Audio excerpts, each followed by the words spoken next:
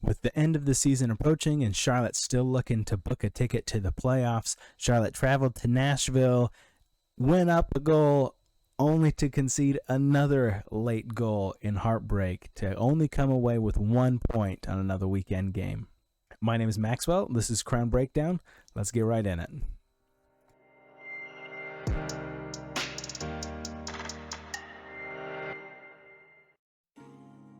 This game against Nashville ended up being a game of two different halves. The first half of this game was very slow-paced. It was a lot of back and forth ping-pong ball. The second half, however, Charlotte completely switched the script. Latanzio made 3 early substitutions, which we're not used to seeing him do, change how his team played, and it paid off.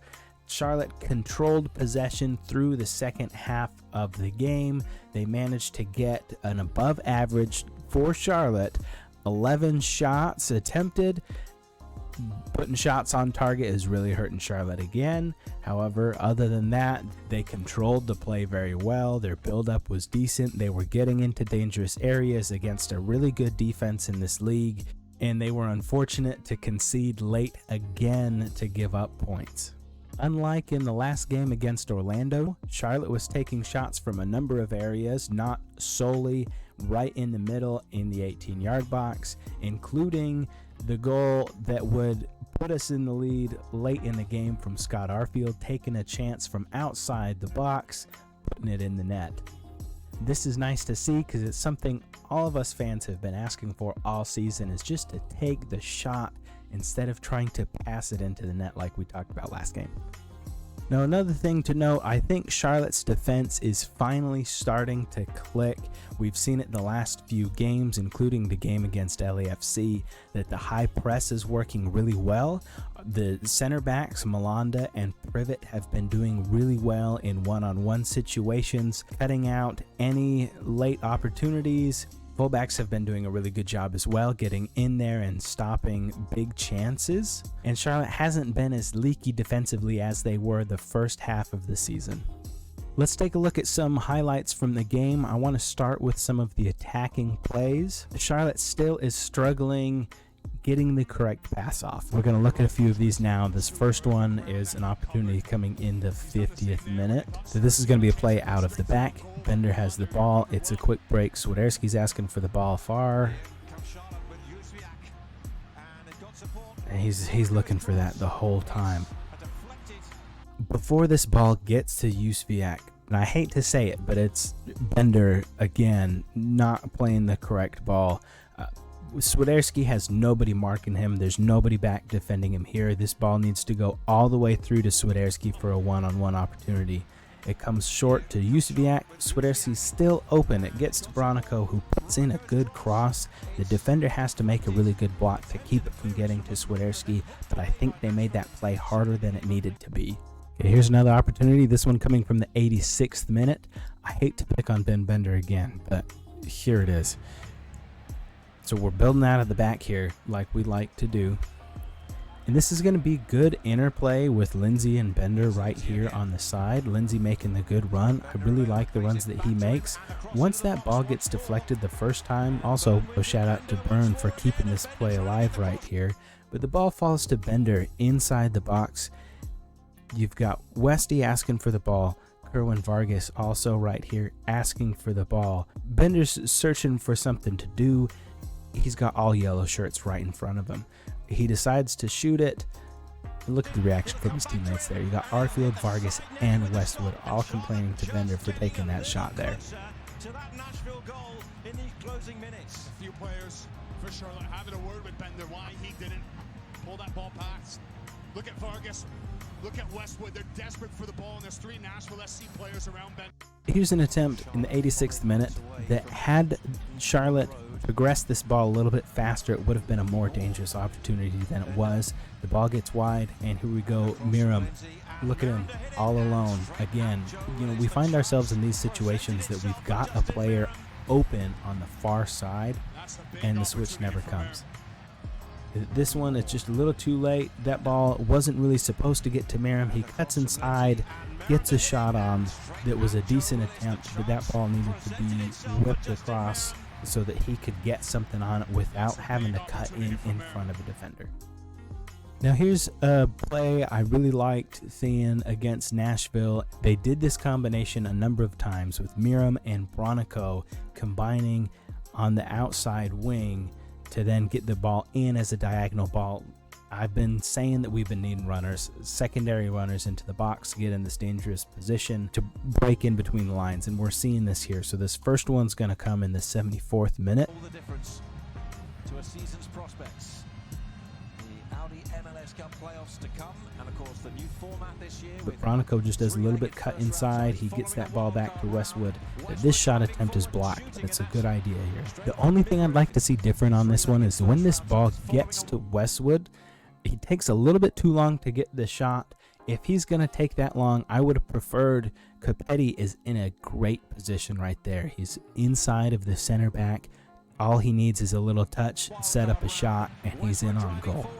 But we see the same kind of play in the 75th minute that it gets out to Miram wide. Bronico is making a good run, cutting towards the outside, splitting the defenders. He gets the ball down by the end line, makes a good pass, a diagonal ball in between the lines of Nashville's defense, and we just need that good runner there to take a shot on goal. This one, we didn't really have someone close. Byrne tried to make that run there, and he just got beat out by the Nashville defender. If we see right before he plays the pass right here, Capetti and I believe that's Bender are just right in the center of the goal, surrounded by 3 yellow shirts. There's tons of space in between the 2 lines of Nashville's defense right there. We just need a runner to be right there because that is a good ball. It's a great space where you want to be. You know, Bronico's doing everything right there. And we see this run again in the 77th minute, again from Bronico. It'll cycle around, Miram has it, Bronico makes that same run in between the defenders there. This time the ball wasn't played with quite enough pace, so he can't get the pass around the defender.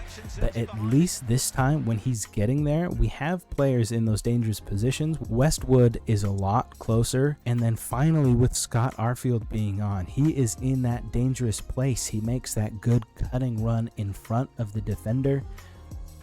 He's in a good spot to receive that diagonal ball. If he had been there on that last play, could have had a good shot attempt there. This play right here is what I'd like to see Charlotte do a lot more, and we got a good taste of it last season, but haven't seen too much of it this season. But it's a lot of these quick combination passing through the box. This is Capetti, Westwood, Arfield, all doing quick passing and movement to get past the defenders. Just that last ball from Arfield was just a little bit too much to get Miram on in a good position for a shot or another pass back into the box. Now defensively, Charlotte has been very good. I'll get to the penalty at the end, what my thoughts on that are. But throughout the game, Charlotte's high press was doing a very good job containing Nashville to long balls, at which Malanda, specifically Malanda, but Privet as well, were doing very good, winning those aerial duels and keeping the ball out of the one-on-one opportunities with Kalina. So here's an example of Charlotte's good high press in the 13th minute. Nashville is trying to play the ball out of the back. We have Bender and Bronico. Jones is in here as well as Westwood, all pressing the ball, and then the rest of the team does a good job of stepping up when that ball is played.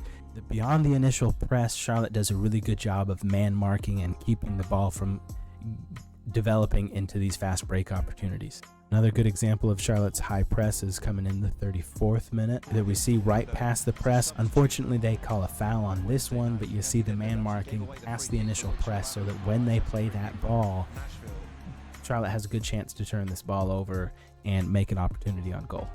Now, when the ball does get through Charlotte's high press and their man marking, from what we've learned about how Charlotte wants to play, especially when they were scouting, they wanted players that were able to do very well in one-on-one situations. We've been seeing that from the back line lately, that they've been able to make these tackles or make the plays in these one-on-one situations.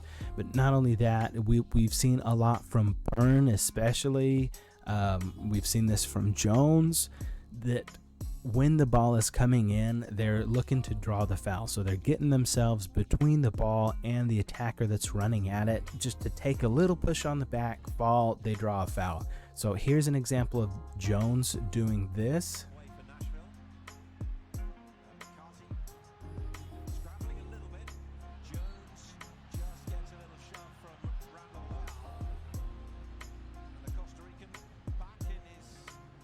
Byrne has done this a lot the last 3 games, and this is what he tries to do on this penalty call, but it's just kind of a weird bounce and it doesn't really work for him.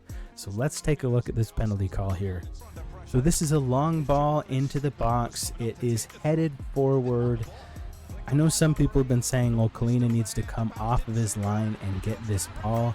He definitely could have with that bounce, and it would have saved some of this here. But just watch what Byrne is doing. So he sees the ball, he's feeling the attacker here, making sure that he is between where the ball is going to land and the attacker, so that either Kalina can come out and grab the ball, or he can take that touch and draw a foul like he has been doing the last few games, and it has been working really well.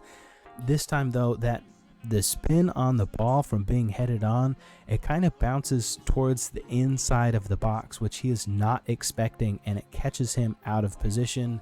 He does kind of jump sideways to try and get in front of it, and that's where the penalty is called. And I think a lot of it is just hooking his arm there. If he hadn't hooked his arm, he may have gotten away with it. If Kalina had come out off that flick header on, where he was still kind of in the middle of his box there, we may have been in a different position.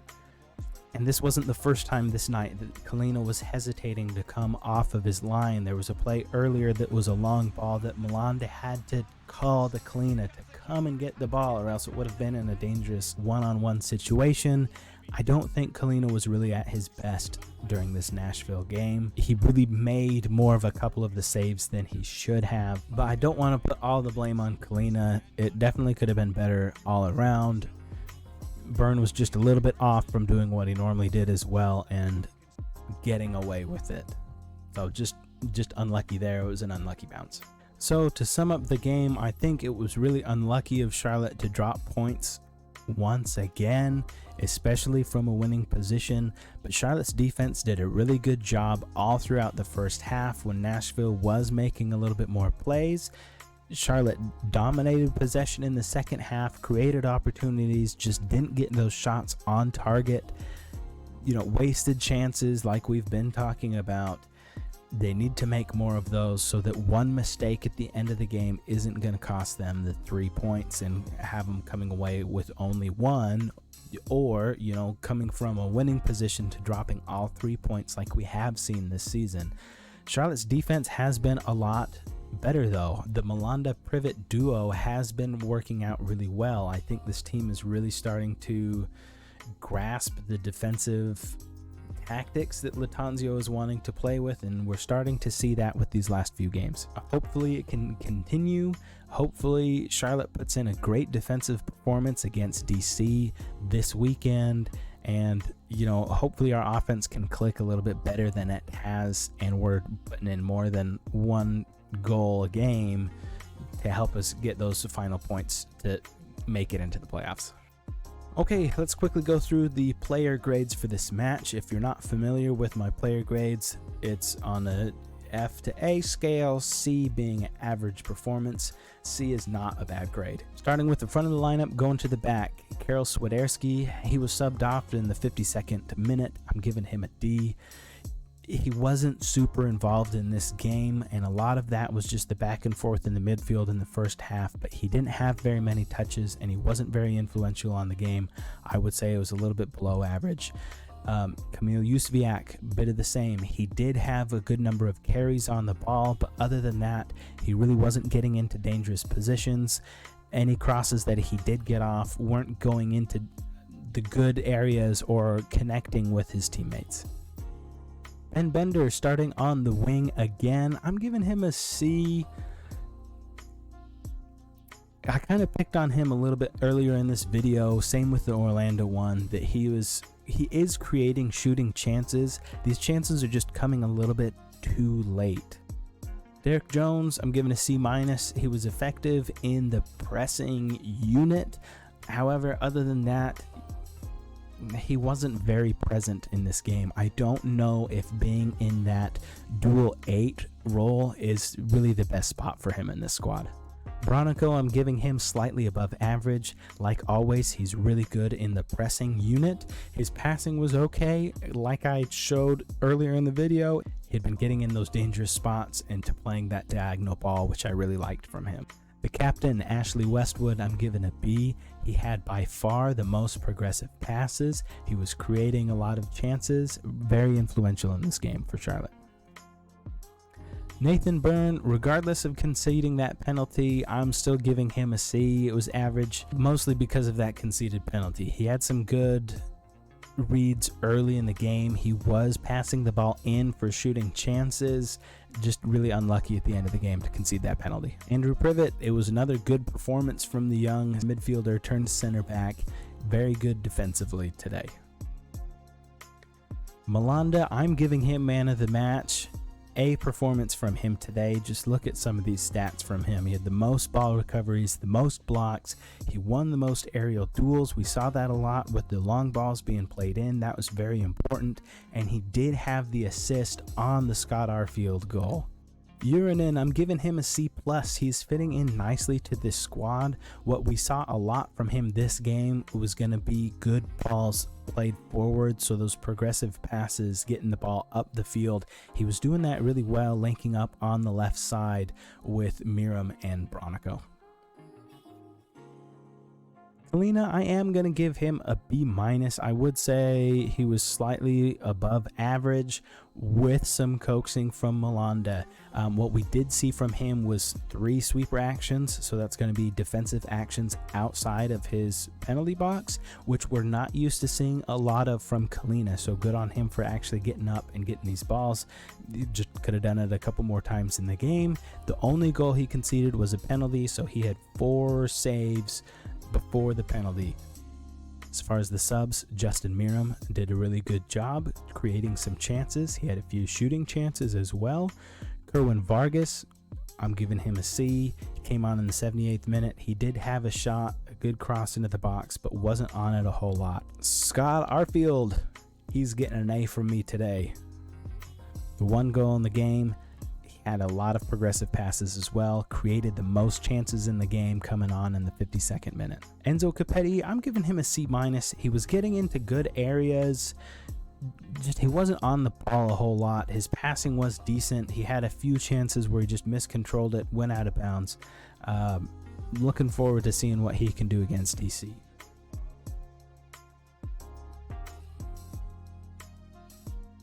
Christian Latanzio, I'm giving him a B this time.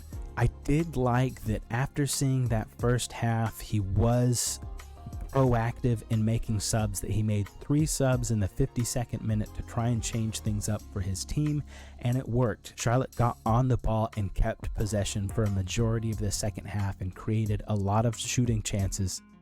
Charlotte has a very important run of games coming up to try and make the final push into the playoffs.